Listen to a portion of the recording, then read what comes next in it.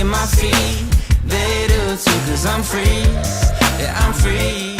Thank God I'm free. Well, I'm free. When I look at my hands, they look blue. When I look at my feet, they do too, cause I'm free. Yeah, I'm free. Thank God I'm free. Yeah, I'm free. When I look at my hands, they look blue. When I look at my feet, they do too, cause I'm free. I'm free. Thank God I'm free. Yeah, I'm free.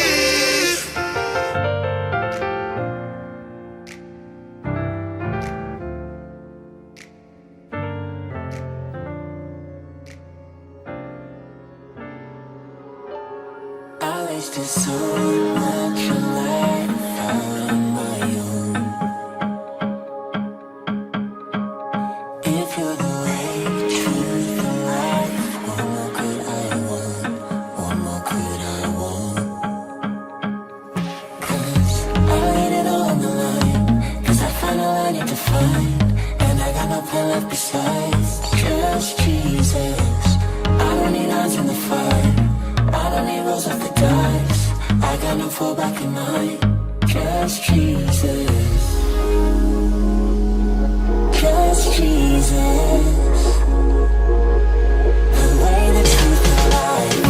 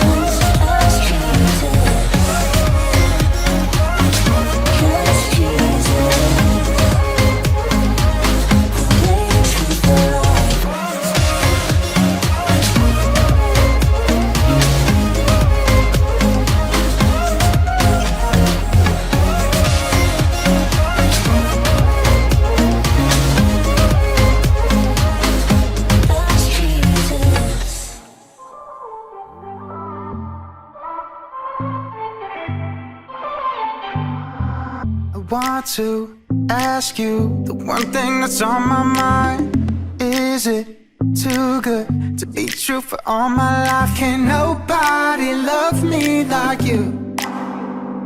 Can somebody please tell me who? Nobody could love me like you. Nobody could love me right through. Nobody could. Right through the worst time, you won't leave me high and try. Love me like you. Nobody could.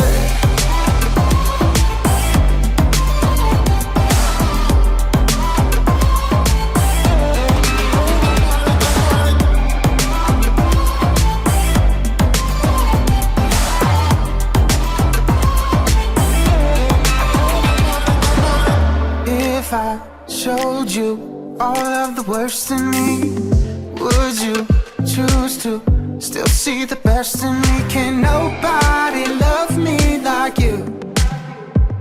Can somebody please tell me who? Nobody could love me like you. Nobody could love me right through. Nobody could. Right through the worst time, you won't leave me high and dry. Love me like you. Nobody could.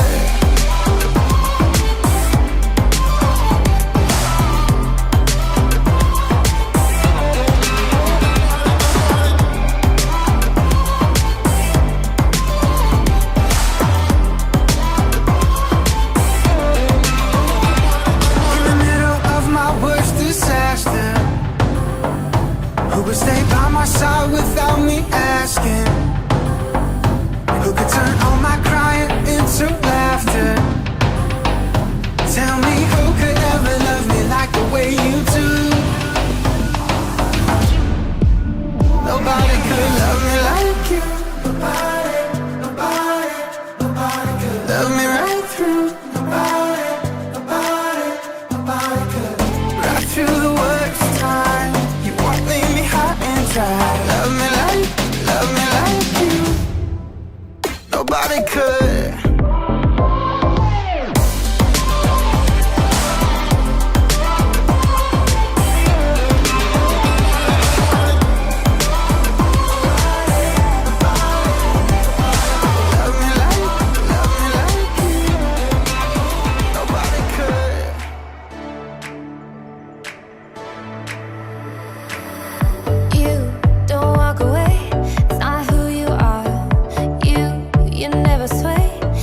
Change your heart. I am ever loved, 'cause you're never far. You're loyal. You're the my next breath, closer than skin I wear. Jesus, you're always there. You're never out of touch, so I'm never out of love. We'll never come unstuck. Your love is close, you're never far. You're never far from me, never far from me. Your love is close. You're never far. You're never far from me, never far from me. Yeah.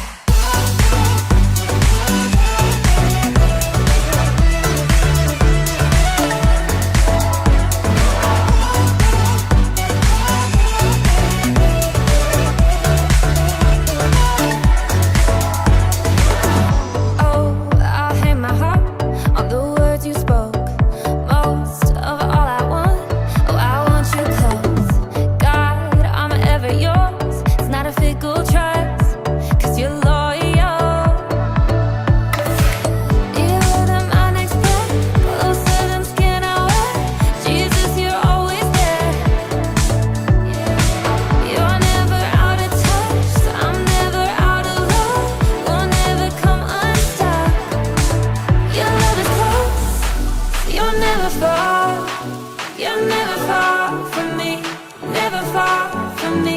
Your love is close. You're never far. You're never far from me, never far from me. Yeah.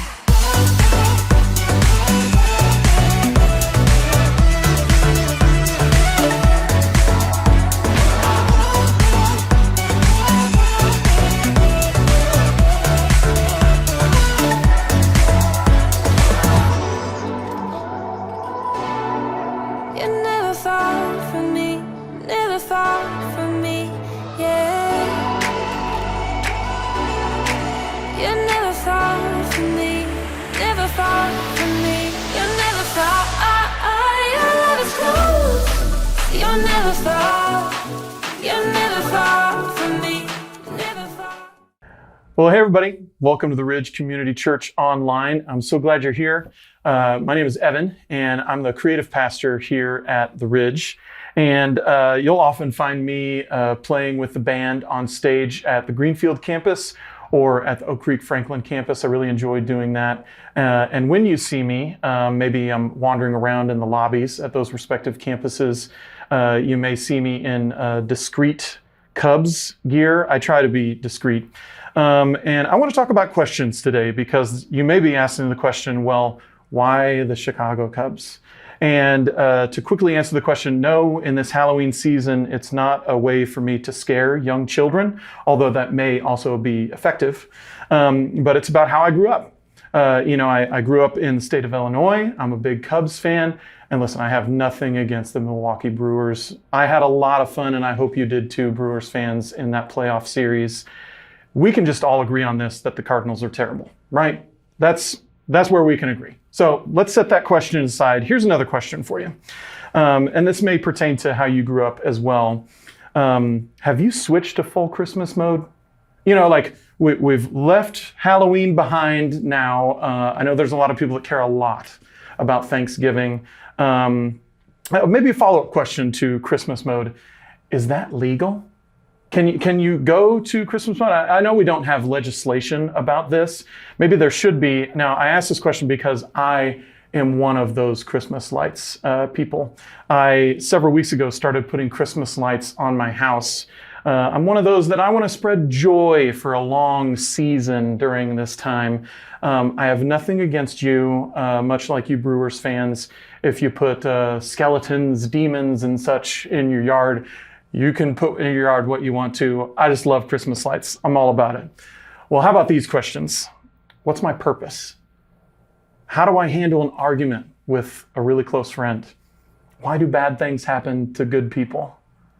See, there's some silly questions and there's some real questions that I think we all spend some time thinking about. But have we stopped to think about this? Has Jesus asked us questions?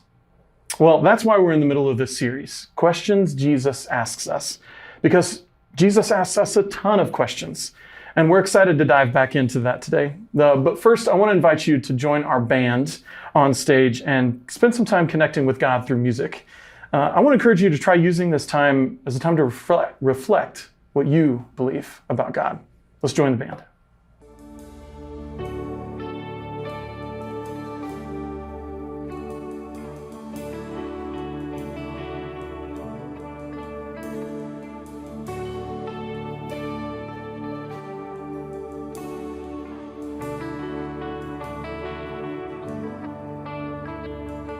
When did I start to forget all of the great things you did? When did I throw away faith for the impossible? How did I start to believe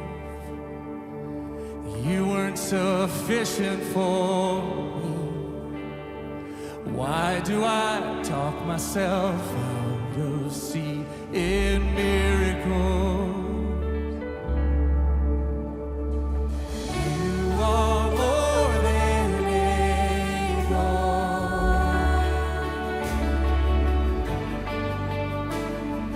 You are more than able.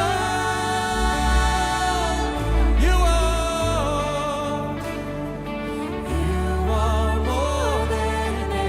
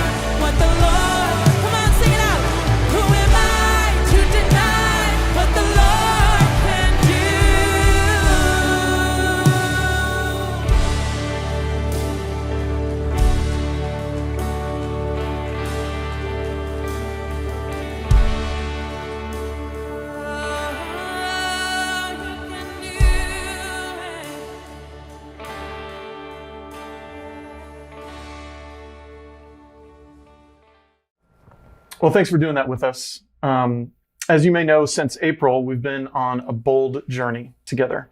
Now, this bold journey is us trying to achieve our vision goal of helping 5,000 people find Jesus by 2030. Now, achieving this goal, we believe, will reduce the amount of lostness in our communities by 0.5%. And that's a huge deal to us. Bold is for our ones. And when I say ones, that's people that are close to us and far from God. We're working together to reach people for God. Now, if you've been here since April, you know how God has been moving. We've seen so many incredible things. And right now, we want to share with you what's specifically been happening over the last few months. And we want to thank God for it. So check this out. Hey, Ridge family. There have been some big and bold things happening over the last few months. And even though I was gone on sabbatical for most of them, I want to celebrate them with you now. Now remember, the heartbeat behind this bold season is our God-sized vision goal of helping 5,000 people find Jesus by the end of 2030. Now there have been a lot of wins, but our biggest one, we are nearing 500 people finding Jesus since we started. I mean, how cool is that? Praise God for that. And this summer, we saw all sorts of people going public with their faith through baptisms. Baptisms on the beach and in pools, and of course, baptisms right here in our buildings. Then in August, we got hit with a 100-year flood. But as always, when there's a need, God's people respond. And you did. More than 100 of you served a fellow Ridge family in need, and you served people in our communities too. Through a new partnership with Convoy of Hope, we actually provided 2 semis of supplies for 10 churches and several food pantries right here in our community. I think about all that God is doing right now, and I'm saying God has been so kind to our church. And I'll be honest, I am greedy for Him to do even more, and I hope you are too. Now, if we really want to help 5,000 people find Jesus by the end of 2030, we also know we have to position ourselves for God to use us as He moves. And this means we're going to have to take some bold steps. Now, one of those steps is to provide mental health counseling. Well, I've got some updates. Not only have we completed the permitting process for this with the City of Greenfield, but we also found a Ridge attender who is a licensed professional counselor and feeling called to be the point person to lead and coordinate our efforts here. We're also finalizing our partnership with New Life Resources, who will provide the counselors, and at the same time, we are working on content for mental health workshops that'll both happen on site here and in our community. To make counseling on site possible, we've had to do some major construction on our Greenfield campus. Now, this included 5 adjacent rooms to the lobby, and here's the update. Finishing touches remain, but the rooms are now open and they look great. These are the main spaces counselors will use, the learning spaces future leadership residents will use, and the spaces will continue to do what they have always done on service days. We have more construction happening behind the scenes that'll impact both the residents and counseling, and we anticipate that part of the project being done around Thanksgiving time. With all of that, I think it's only fitting that I close with the verse that is driving this bold season, because the heartbeat behind bold, it's not cool rooms, it's changed lives.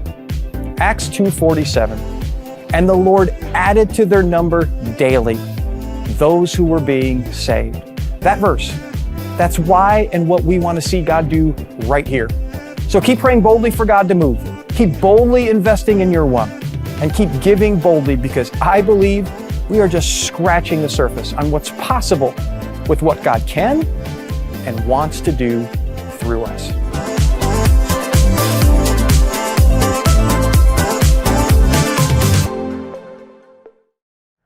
Well, if you're new or you haven't made a commitment yet, it's not too late, okay?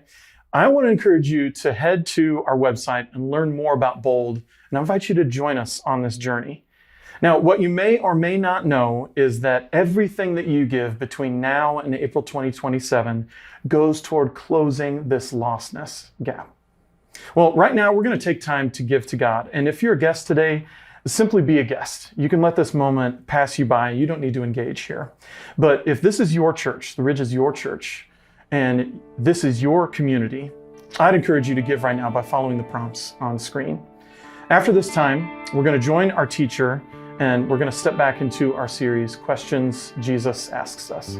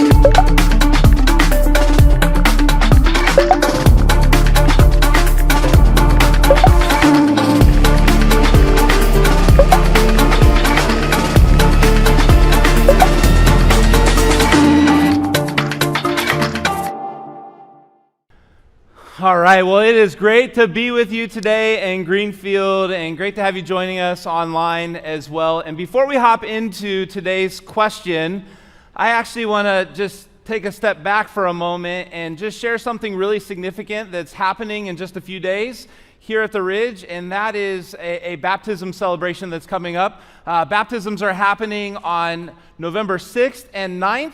At both of our campuses, and baptisms just play such a significant role in the lives of people and really in our church. And as you think about the clearest expression of our vision goal coming to life, it happens when we watch and experience baptisms taking place, because baptism is all about people declaring that they've made the decision to follow Jesus and really declaring that they've placed their hope in Him. And so just going to be an incredible day, and one of the things that makes this time unique and extremely just significant is we aren't doing this alone. In fact, we are going to be having baptisms at both of our campuses at the same time that many churches around southeast Wisconsin are also doing baptisms. And we're doing this together. And this is so significant because our vision here is to bring the hope of Jesus into every home. And this doesn't just happen in southeast Wisconsin through the Ridge. This is about God's church, Big C Church, coming together to do this as a united church. And so we're going to celebrate baptisms together in a few days, and you're just going to want to be a part of that. And let me just say this. If you've recently made a decision to follow Jesus, or maybe over the last few months have made that decision and you haven't taken the step of baptism, man, I just want you to hear this is your next step. And this is a time for you to do that, the time for you to do that, to take a step of obedience that Jesus lays out for us. And maybe, as you hear baptism, you think, I'm just not ready for that because my life's not in order, or there's some things I need to clean up first. And I would just say this: baptism is not for perfect people, okay? Baptism is for people that have made the decision to trust in what Jesus has done for them, and that they've made the decision to trust Jesus to defeat sin in their lives, and also that they believe that Jesus has the power to continue to transform them. And so take this step. It's a significant step. You're going to want to be a part of it. All you need to do is scan the QR code on the seat back in front of you and click on baptism, and it is just going to be a great day. Can't wait to celebrate that with you. But as we step into today, we are in a series called Questions Jesus Asks Us. And, so often when we think about questions in faith, it's about the questions we have for God. And those certainly probably exist for most of us in this room, but watching online. But really what's fascinating is Jesus also asks us just a ton of questions. I mean, we're talking a lot of them. Over 300 questions are recorded in the Gospels, the first 4 books of the New Testament. These questions just, they confront us, they challenge us, they cause us to do some soul searching. And the reason why all of that is true is because they're questions that lead us somewhere. And where they're leading us is towards the life that Jesus has for us. Now, I want to start our time by asking you a question myself, and the question is this: how many of us have been asked a trap question before? Anyone? Yeah, all right. You know what I'm talking about? The trap question where there's not a right answer. Any way that you answer it, it's the wrong answer, and so you just know there's way more to the question than the question. Now, for example, let me just give you a few. The person you love in life comes up to you and asks this question: what do you think of my new haircut? All right, now I will just tell you I haven't asked that question in a long time, all right? I have not had to ask that. But here's the thing about that question. I mean, even, if you stay silent, you're in trouble. If you even pause for a moment, that's going to lead to problems. And, you know, if you think about, if you say, well, I didn't notice it, you're in the doghouse. If you say, yeah, oh yeah, it looks great, then you're being dismissive. And, you know, I mean, there's just no win in that question. All right, here's another one. How about this? Hey, what do you think of my cooking? All right. So there is no right answer to this question, but there is a wrong one. So I'll help you out here. The wrong answer is, well, my mom's is better. All right, that is not what you want to say in that instance. But okay, one more. How about this? Hey, why did it take so long for you to text me back? Why didn't you reply to my text? Anyone ever hear that one, right? I'm sure. And now you got to feel like you got to share your whole life story and explain where you are in every moment. Or heaven forbid, you just, you know, you didn't feel like talking in that moment. And then maybe you find yourself wanting to say, yeah, I just, you know, I didn't see it. Read receipts are a real thing, okay? So just give you a heads up on that one. But there are these times in our lives, right, where we are asked questions, and the question isn't really searching for information. What it's really meant to do is to put you in a corner. It's really meant to put you in a place where you're trapped. And Jesus oftentimes found himself there. And the reason he found himself there is because so often the religious leaders of that time, who were just really, you know, they were threatened by Jesus. They challenged him, and because of that, they were constantly just trying to like push him into a corner and trying to trap him in his own words. And we see this all the time, even culturally today, right? Where our words are used against us. You know, maybe you go online and you post your opinion about something and you make a group of people mad, or you stay silent and you make a group of people mad, or you agree with one group and in the process you lose another group. Well, that's exactly what's taking place in Jesus when we catch up in this encounter he has in Matthew chapter 22. If you have a Bible and want to turn to Matthew 22, you can go ahead and do that. If you don't have a Bible and would like one, we have free Bibles that are available in the Next Steps area. We'd love to be able to give you one of those on your way out of here today. But Jesus is going to find himself in a trap, and we're going to start in verse 15 of Matthew 22. And here's what we read. It says, "Then the Pharisees went out and laid plans to trap him," talking about Jesus, "in his words. They sent their disciples to him along with the Herodians." Now, right away, we see there's something different about this trap. There's something unique about this situation, and that is who is involved in it. I mean, you have the Pharisees are involved, and that's, you know, par for the course. The religious leaders, like I said, they were always trying to trap Jesus. They were threatened by him, and so that wasn't a surprise at all. But what was a surprise is the people that they brought along. This group of people called the Herodians. And the Herodians weren't a religious group, weren't religious leaders, but rather they were a political group that backed the Roman government, and they really backed King Herod and his family, believing that if they could keep him in power and everything together, that it would mean political favor and that it would mean prosperity for them. And here's what you need to understand. The Pharisees, I mean, they hated Rome. All right, they despised Rome because Rome had oppressed the Jewish people. They were threatening their ways of living, and so you know, there was this deep hatred for Rome. And yet we see these two groups of people working together that despise each other. And here's the reason why they work together. It was all built on their opposition to Jesus. You know, nothing brings enemies together more than a common enemy. Right? I mean, it's sort of like this. It's like Packers fans and Bears fans if they came together because they wanted to take down the Detroit Lions, right? I mean, they hate each other, but now all of a sudden they're working for the common good and all is well. And that is what we see taking place with these two groups of people that come to Jesus. And here's what we read next. It says, "Teacher," they said, "we know that you're a man of integrity and that you teach the way of God in accordance with the truth.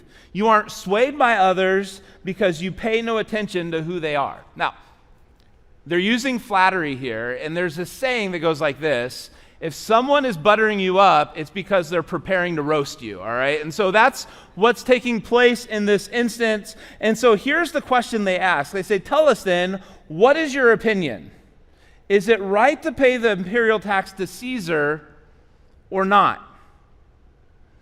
And so they ask Jesus this loaded question, and Jesus sees right away this is a trap. All right? He sees what they're doing. In fact, that's exactly what we read next. It says, "But Jesus, knowing their evil intent, said, 'You hypocrites, why are you trying to trap me?'"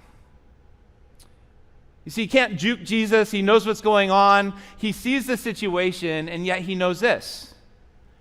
They're demanding an answer. They expect him to bring an answer to them, and so he responds, "Show me the coin used for paying the tax." And they brought him a denarius. Now, here's the coin that they're talking about. When Jesus says, "Show me the coin," this is it. It's the denarius. It has a picture of Caesar Augustus on it, the emperor of that time. It's his face on this coin. And here's the tax.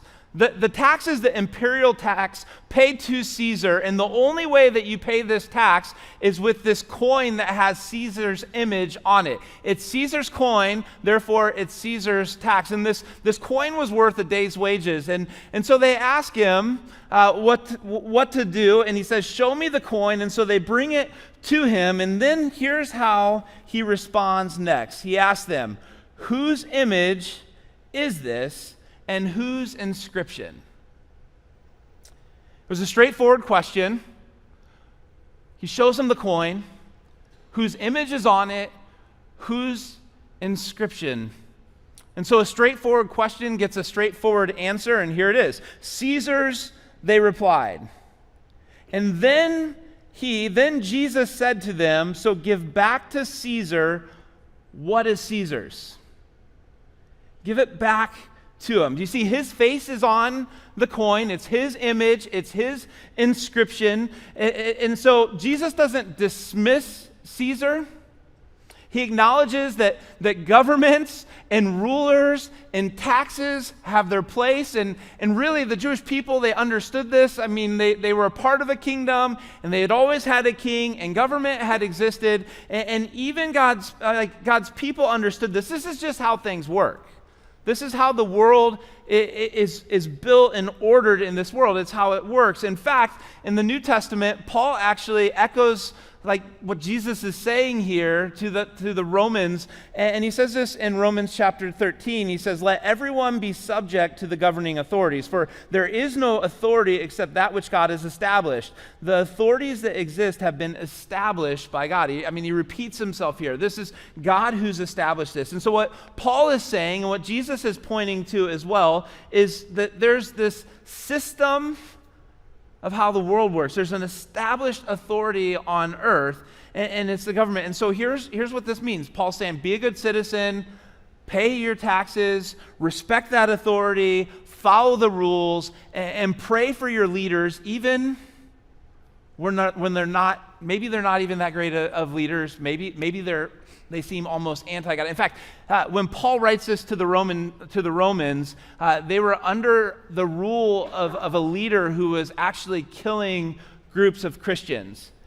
And he says, yet God has established this authority. And that's not Paul getting political here. This is Paul being theological. What he's saying, even when you find yourself in a situation that seems less than desirable with rulers that aren't following what you have prescribed to be God's ways, that God knows what's going on. He didn't fall asleep at the wheel. He's not unaware of the situation, but rather, even in all of that, he's still working. He's still at work. And as followers of Jesus, here's what that means for us. It means we don't stand on the sidelines and throw rocks and, cause problems. It means we stay faithful and we try to model what it looks like to live under the authority of a government and a leader, while at the same time, while all of that's taking place, at the same time acknowledging that we are under God's authority first and foremost, that we are citizens of heaven first, but we live here on this earth under these systems in which God has established. And so therefore, Paul would say, this is under God's authority, and Jesus would say it this way: give to Caesar what is Caesar's. And the Pharisees, as Jesus says these words, give to Caesar what is Caesar's. I mean, they're smirking, right? I mean, they have a grin on their face because they're thinking, all right, we've got him. Finally, the trap happened. He's in trouble now, and they think Jesus has just picked a side, and therefore, he's going to be disowned by his people. His influence and his teachings are going to be dismissed, and we can get on with life. And yet, Jesus isn't finished in the conversation. Because what Jesus says next not only silences these two groups of people, it silences the critics, but it speaks to you and to me and what it means to follow Jesus at the very same time. And so I want to take you on a journey with me for just a moment. Here's what I want to do. I want to invite you to step back a couple thousand years, and I want you to place yourself in this conversation. Imagine you're there with these two groups, the Pharisees and the Herodians, these two groups that despise each other and yet are working together, that have just asked this question and shown Jesus the coin, and I want you to be a part of the crowd. And Jesus takes this coin that he's just said, give to Caesar what is Caesar's, and he walks over to the person who had asked the question. And he hands him back his coin, and he takes his hand, and he places it on the man's chest. And he says this, and to God, what is God's? Give to Caesar what is Caesar's, and to God, what is God's? And when he says these words, he's indirectly asking another question. And it's a question that the Pharisees and the Herodians had to answer, and it's a question for you and for me. And the question that he's indirectly asking is this: whose image do you bear? See, let's move past the coin for a moment. What about you? And in that moment, the Pharisees would have certainly, as they were told to give God what is God's, they would have certainly thought back to the Old Testament. I mean, they knew the Old Testament through and through, and they would have looked back to the book of Genesis, chapter 1, and it's the story of creation, the account of God creating the heavens and the earth. And we read this in Genesis chapter 1. It says, so God created mankind in his own image. In the image of God, he created them. Male and female, he created them. They would have understood those words. You see, when God created the heavens and the earth and everything in it, he looked at creation every step of the way and said it is good. But when he created mankind in his own image, his response to it was this: it is very good. It's different. Because when God created humanity, he created man in his very image. He breathed his breath into their lungs and his image upon them, and it was different. Now, if you're a parent, maybe you understand this at some level, this whole being created in someone's image. I mean, so guys, here's what we know. Parents, many of you have kids who reflect your image, okay? Like as a guy, many of you, here's what you really desire in life is to have that boy that's a mini-me and just looks like you and acts like you, so that's your desire. Well, here's the bad news for me. I don't have any boys. I only have girls. And so that's not my story, but at the very same time, I do have a child that reflects my image just in a lot of ways, and pray for her. Her name's Molly. She's my oldest daughter, and she just resembles me in a lot of ways. So much so that a couple years ago, I started getting these notifications. Every time that my wife would post a picture of her on Facebook, I'd get a notification asking if I wanted to tag myself in that picture. And it wasn't because I was in the picture, but rather because facial recognition had tagged Molly as me, all right? So every 16-year-old girl's worst nightmare, all right? And so being the supportive dad that I was, here's how I would help her with this. I would say, hey, the good news is this. At least you know what you're going to look like when you're 40. You're going to be bald with a 5 o'clock shadow. So you got that going for you. But here's the deal. It's not just our physical image that our kids bear, right? But it's like holistic. It's our personalities. It's our emotions. It's all of us. And so here's what I know. When I see Molly, do something, just well, and she's a good leader, and she's, a person of integrity,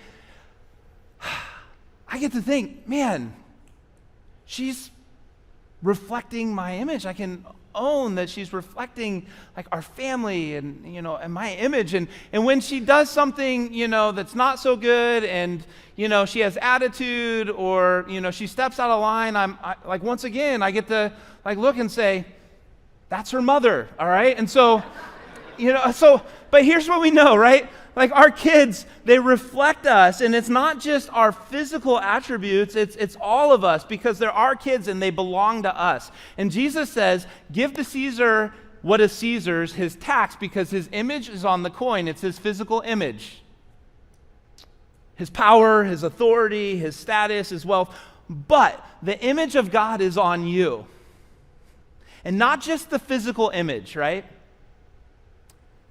But all of who God is. If you think about that, it's his love, it's his grace, it's his creativity, it's all of who God is. We bear that image, which means this: you and I are of great value to God. It also means this: the other people in our lives, whether they're driving us nuts or whether we're celebrating their greatest joys, they're of great value to God. So we treat them with love and compassion and grace because they matter to him. You see, coins may belong to Caesar, but you belong to God. And that is what Jesus tells us. And so here's the question from the question. You see, if you belong to God and you bear the very image of God, then what does it mean to give God what is God's? What is Jesus asking of us? What is it that he wants us to give God? And the answer is you. All of you. Nothing more, nothing less, but all of you. You see, God created you. He placed his image on you. He breathed life into your lungs. You are of great value to you. And he wants you to give you he wants us to give us our everything.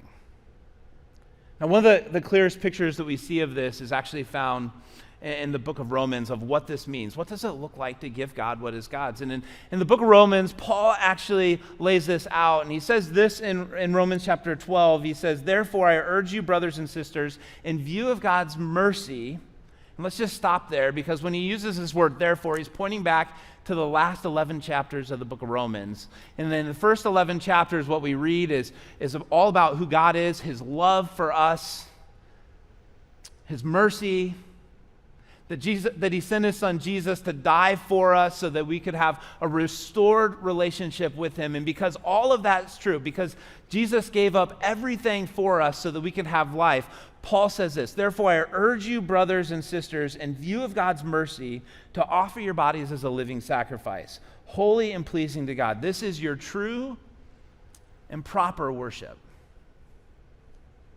You see, because of God's mercy, we offer our lives, our bodies, our relationships, every part of who we are, we offer it to him. What does this look like to live as a living sacrifice? It means we live with wholehearted devotion to God. And Paul actually lays out in this verse what that means and what that looks like. It really is this. It's that surrender is the starting posture, all right? It starts with surrender, which leads to a life of obedience.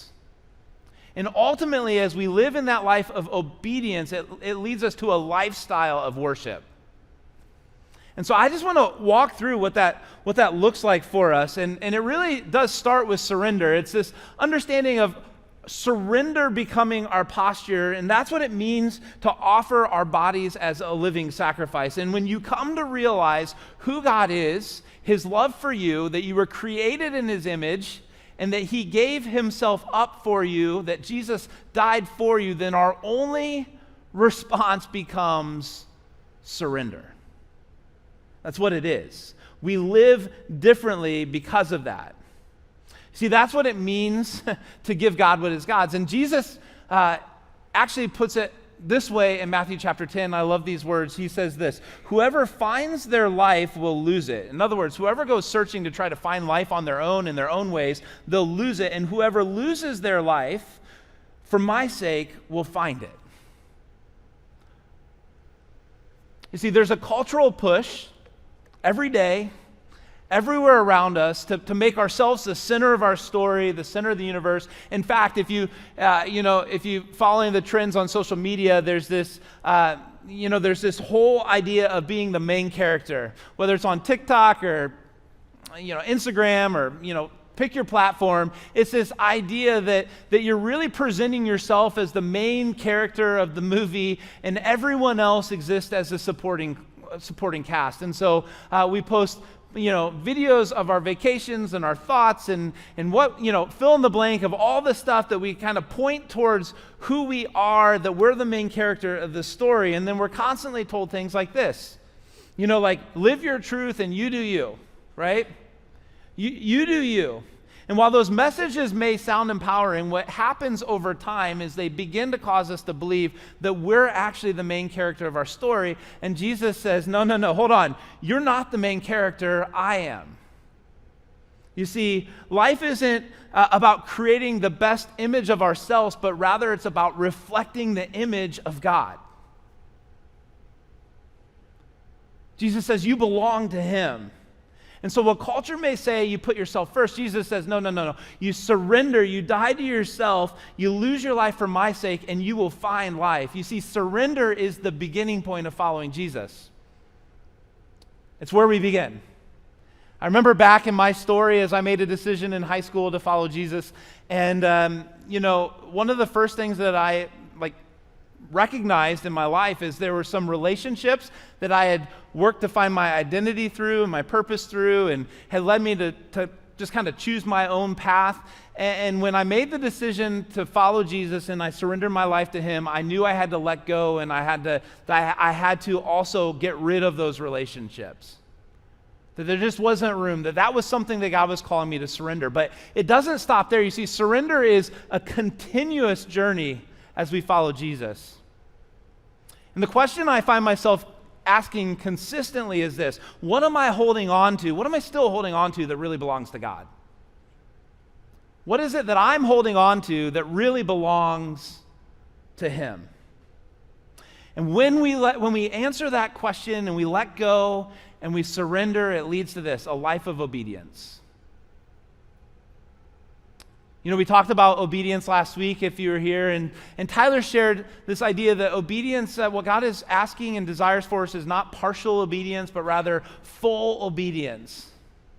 And obedience is this decision to follow God's commands, his guidance, his example, because we love and we trust him. We just believe, God, I am created in your image, and therefore I know you love me. You created me, and so I'm going to trust you and I'm going to follow you because I'm going to trust in your ways over mine. Jesus says this in John chapter 10. He says, the thief comes to steal, kill, and destroy, but I have come that they may have life and have it to the full. You see, other translations actually say this, that Jesus says, I have come that you may have life and have it abundantly. Jesus says, if you want to experience life as you were created to live, then you follow after me. You live in obedience. And he goes on in the next verse and he says this. He says, I am the good shepherd, and the good shepherd lays down his life for the sheep. See, here's the thing about a shepherd and sheep. Sheep listen to the voice of a shepherd, but they don't listen to the voice of a stranger. They follow their shepherd. And every time we make a decision to follow the voice of the stranger, to live in that image, every time we make that decision, there's a death of something in our life. It's maybe the death of a relationship, the death of our innocence, the death of peace in our life. But every time We choose to listen to the voice of the Good Shepherd. We choose to be obedient to his ways over our own. Every time we do that, we experience the abundant life, because obedience is the abundant life. That's where it's found. And you see, ultimately, what starts with a posture of surrender and moves to living a life of obedience ultimately leads to a lifestyle of worship. And that means this, that every moment of every day, we get to live for the glory of God. That we get to, our daily lives become an offering, and we get to live in the very image that he created us to live. We get to live as an act of worship, and when we do that, we reflect his image to other people, right? People see God in us. Think about that for a minute. People actually get to see the very image of God in us through the way that we love others, by the way that we express kindness and compassion, by the way we extend grace and patience. I mean, every day, every moment is an opportunity for us to reflect the image of God, to point back to whose image we bear. And so here's the question I want to ask you today, and it's a question that might cause us to do some soul searching and a little digging. It's a question that, if we're brutally honest, will probably challenge us and move us in one way or the other, and it's simply this: whose image do you bear? Whose image do you bear? As I look at my life, whose image do I reflect when I'm at work, when I'm with my family, when I'm in my neighborhood? Whose image do I bear? See, Jesus says this: the very image of God is on you. And so, because the image of God is on you, then you give to God what is God's, and what God desires, his desire of what we give him, is our everything. And for some of us today, here's where I believe that will lead us. It leads us to this starting place, the starting point of surrender, right? It's making the decision for the very first time to surrender our lives to Jesus. Jesus, I choose you over my ways. God, I want to offer my life as a living sacrifice. I want to trust in your ways. I want to follow you. I want to give you my everything. For some of us, we're going to make that decision for the very first time today. And for others of us, the decision that we have to make today is maybe we've given God some of what's God's, but we're holding on to something, right? There's a part of our life that, if we're really honest, it just doesn't reflect the image of God. It doesn't reflect who he's created us to be. It doesn't resemble our good and loving and gracious Father. And today's a day that we can give that to him, and we can choose to hand that over and say, God, I'm going to give you this area of my life. Maybe it's this relationship. Maybe it's this possession that I'm holding on to. This addiction that I just keep going back to and I can't seem to shake out. Today's the day that I'm going to give it over to you. I'm going to take this step of obedience. I'm going to surrender. Whose image do you bear? And so here's what we're going to do. The band's actually going to play a song for us right now. And I just want you to listen to the words. I just want you to take it in. I want you to take this time to let God speak to you. Let his Spirit, let the Holy Spirit speak to you. Say, God, what is it that I need to give to you? And for some of us, as this song plays and we hear about being created in the very image of God, the truth of the matter is we feel so unworthy of that. It seems so far from where we find ourselves.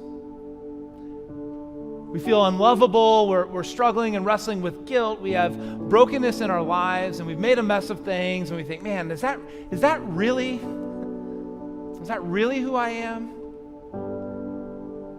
Is that really how God sees me? Is that really what God invites me into? And the truest thing about you is that God's image is on you.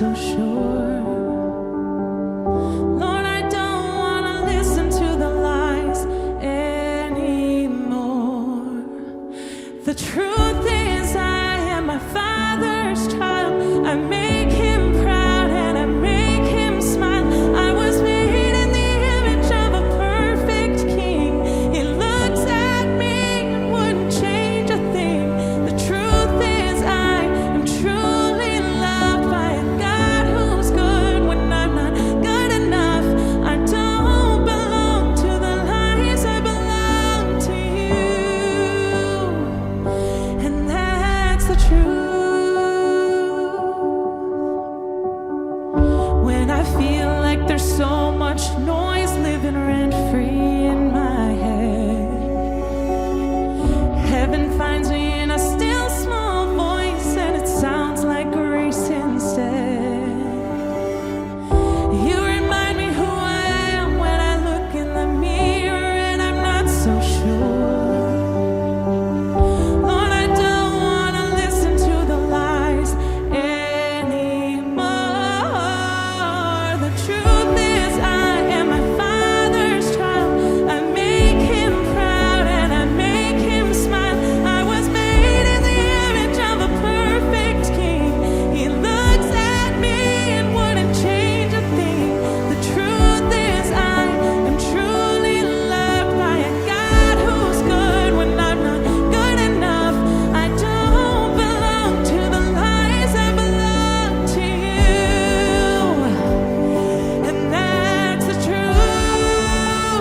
I know who I am, 'cause I know who you are. I hold your truth inside of my heart.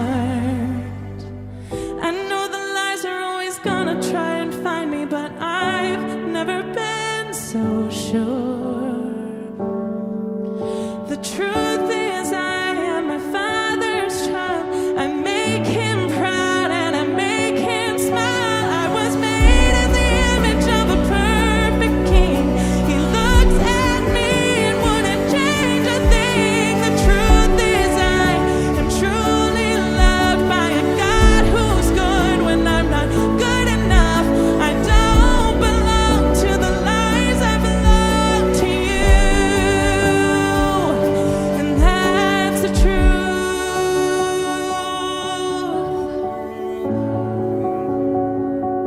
And that's the truth.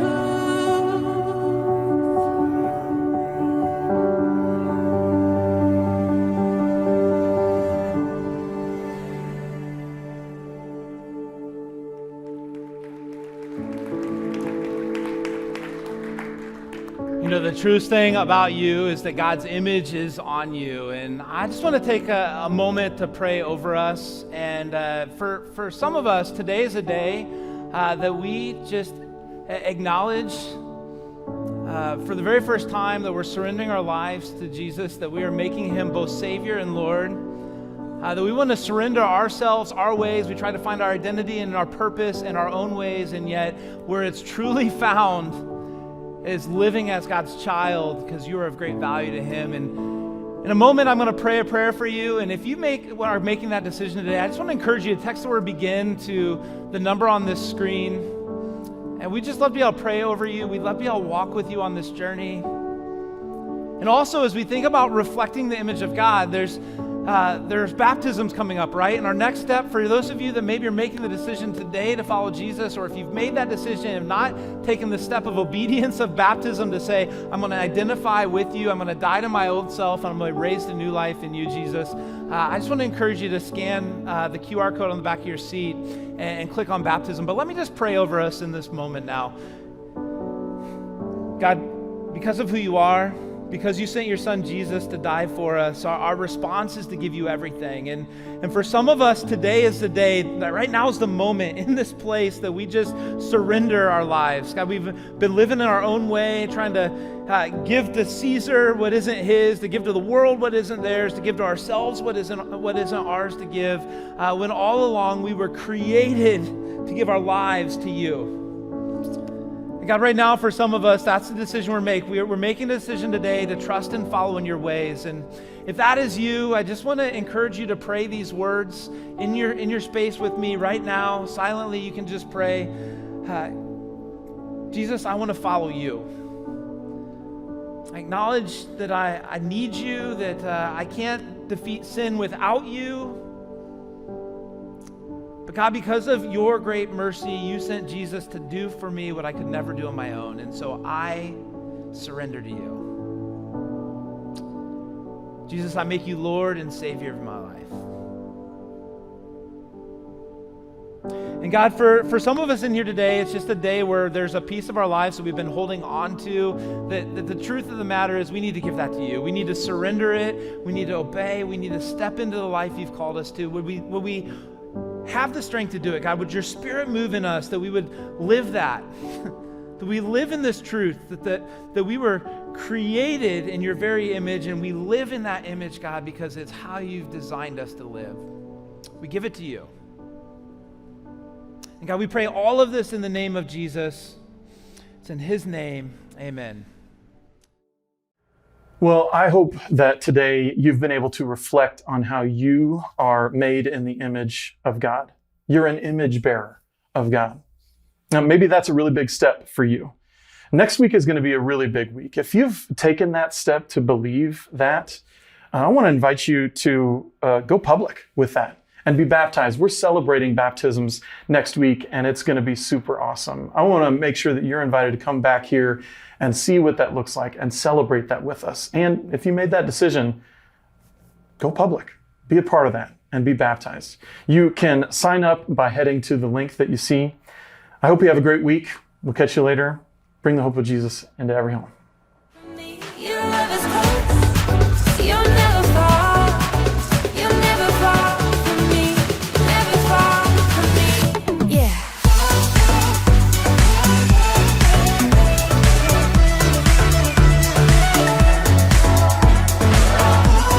You'll never fall from me. Never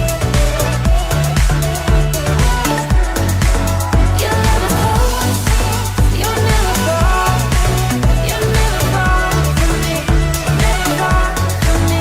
Your love is close. You'll never fall. You'll never fall from me. Never fall from me.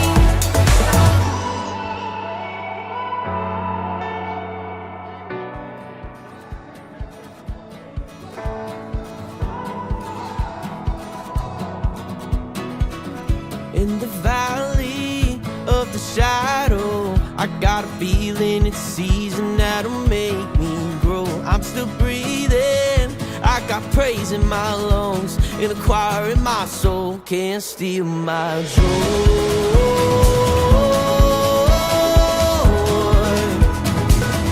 Can't steal my joy.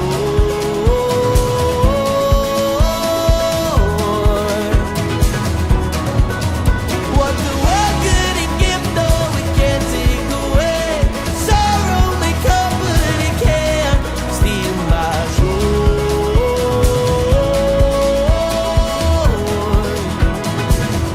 Can't steal my joy. In the highs, in the lows, you fill my cup, you fill it up until it overflows. I remember, I'll keep holding on to hope, 'cause you're the king of rolling stones, can't steal my joy.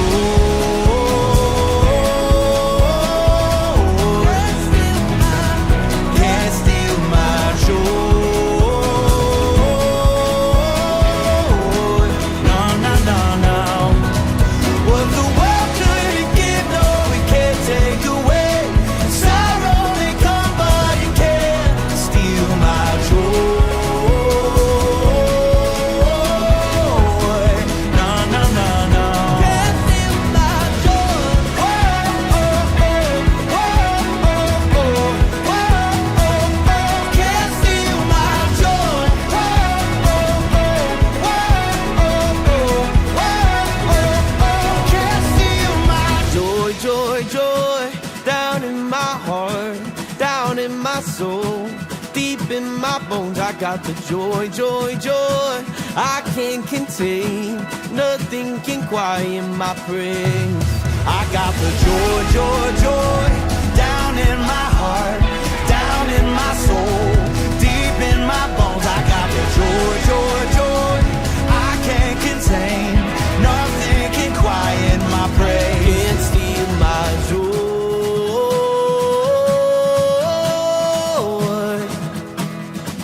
Can't steal my joy.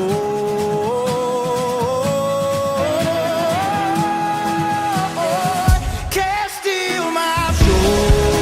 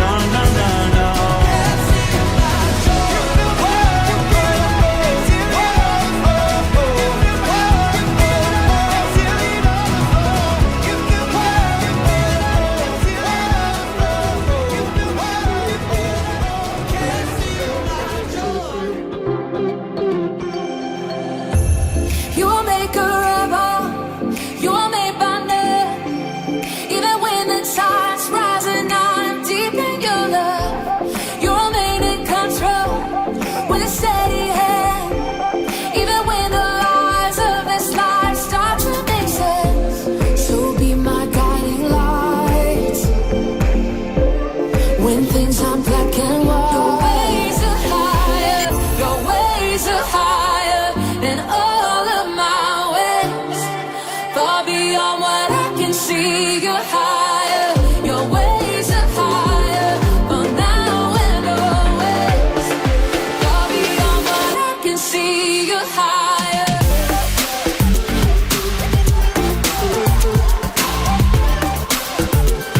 What I can see, you're higher.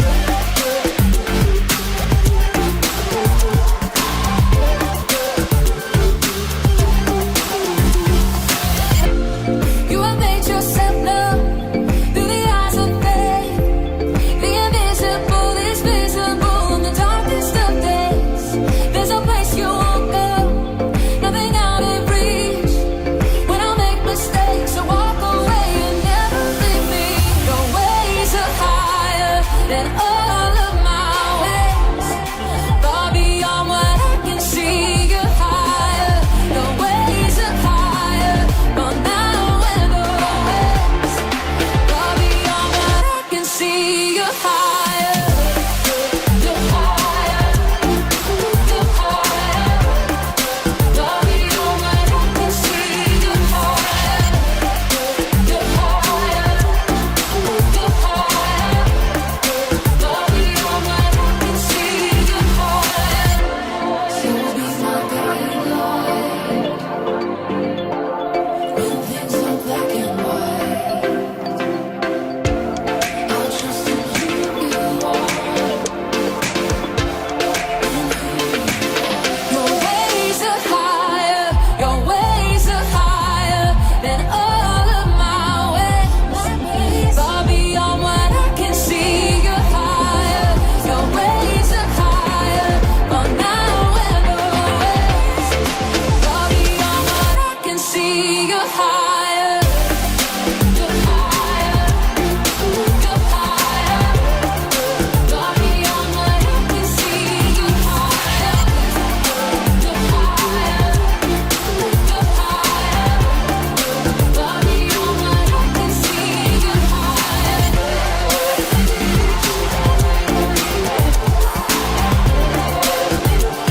What I can see, you're higher.